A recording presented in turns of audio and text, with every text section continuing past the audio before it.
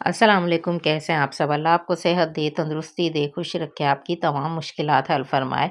तो आज मैं आपको बताऊँगी कि जो हमारा पिछले साल का पुराना अचार है, उसमें हम लोग चीज़ें कैसे ऐड कर सकते हैं, जैसे हरी मिर्चें ऐड कर सकते हैं, गाजरें ऐड कर सकते हैं, लीमू ऐड कर सकते हैं और बहुत सारी ऐसी सब्जियां हैं जो हम इसमें डाल सकते हैं। लेकिन कुछ लोग जिस तरीके से डालते हैं उनका अचार ख़राब हो जाता है और वो मज़ा भी नहीं रहता, वो खट्टापन भी नहीं रहता।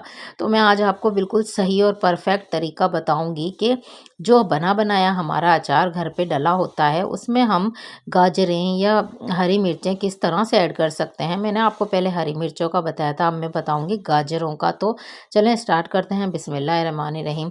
मैंने इसके लिए ली हैं तकरीबन 1 किलो गाजरें और इनको मैंने धोकर वॉश करके जो है वो छील लिया है। इस तरह से सब गाजरें मैंने छील ली हैं और इनको वॉश कर लिया है। तो इनको मैंने इस तरह से लंबा लंबा काट लिया है। कटिंग आप अपनी मर्ज़ी से कर सकते हैं, जैसे भी आपको पसंद हो।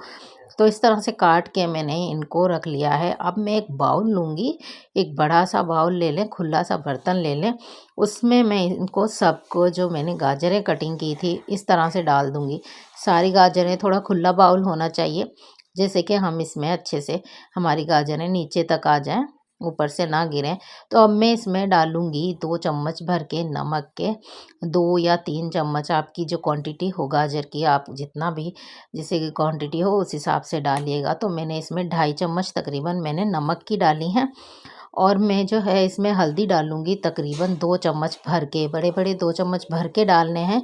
हल्दी और नमक इस पे लगाकर जो है अच्छे से इसको हाथ से मैं मिक्स कर दूँगी, ताकि जो है इसमें एक-एक गाजर जो है हमारी नमक और हल्दी से डिप हो जाए, लग जाए उसमें सब कुछ। तो इस तरह से हाथ से उसको मिक्स कर दूँगी।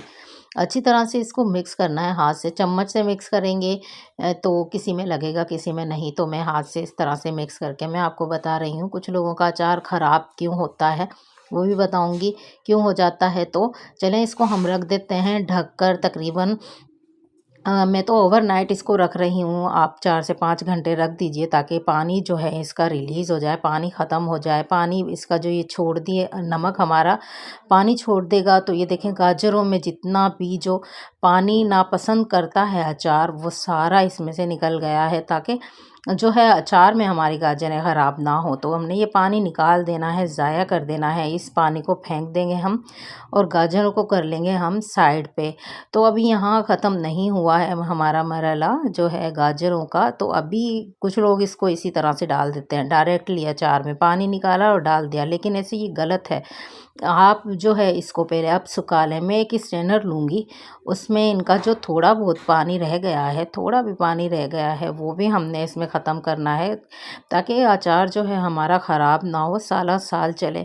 तो ये देखें हमने स्ट्रेनर में इस तरह से रख दिया है इसको। और अब मैं इसको भी थोड़ी देर धूप में नहीं रखूँगी, मैं इसको छाँव में ही रखूँगी, किसी छाँव वाली जगह पे। तो ये 2-3 घंटे थोड़ा-सा पानी इसका और सूख जाएगा। अच्छा, इसमें पेशेंस की ज़रूरत होती है, एकदम से हम लोग जो हैं कर लेते हैं कि बस अभी डालना है। तो चलें देखें सूख गई हैं 2 घंटे में हमारी गाजरें, पानी ख़त्म हो गया है। अब जो मैंने अचार बनाया हुआ था पहले से ही ऑलरेडी, इसमें मैंने हरी मिर्चें डालने का तरीका पहले आपको बताया था, वो ये है। ये मैंने हरी मिर्चें डाली हुई थी, मेरी बहुत अच्छे से खट्टी हो गई हैं पुराने अचार में। अब मैं इसमें डाल दूँगी वो गाजरें जो मैंने सुखा कर रखी थी। तो ये है सिंपल सा तरीका जो काफ़ी लोगों को पता नहीं है कि इस तरह से अचार में जो बना बनाया हमारा अचार है उसमें इस तरह ऐड करते हैं। अच्छा, आप लोग चाहें तो अलग से अभी जो है सरसों का तेल लेकर, ऑयल लेकर, उसमें जो है वो मसाले जितने भी अचार के हमारे डलते हैं, मेरी जो रेसिपी आप देखिएगा अचार वाली, मैंने कैसे डाला है। तो वो वाला जो मसाले हैं वो डालकर आप भुनाई करके थोड़े से, तो इस तरह से पीस कर डाल सकते हैं हल्के से दरदरे।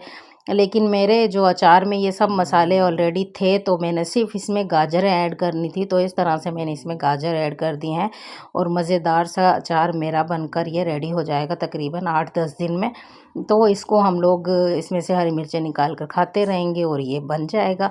तो ये देखें, अगर आपको मेरी रेसिपी पसंद आए तो प्लीज़ मेरे चैनल को सब्सक्राइब ज़रूर कीजिएगा, लाइक कीजिएगा, शेयर कीजिएगा और अगर आपको पसंद आई हो तो बताइएगा कमेंट्स में। मुझे दुआओं में याद रखिएगा। अल्लाह हाफ़िज़।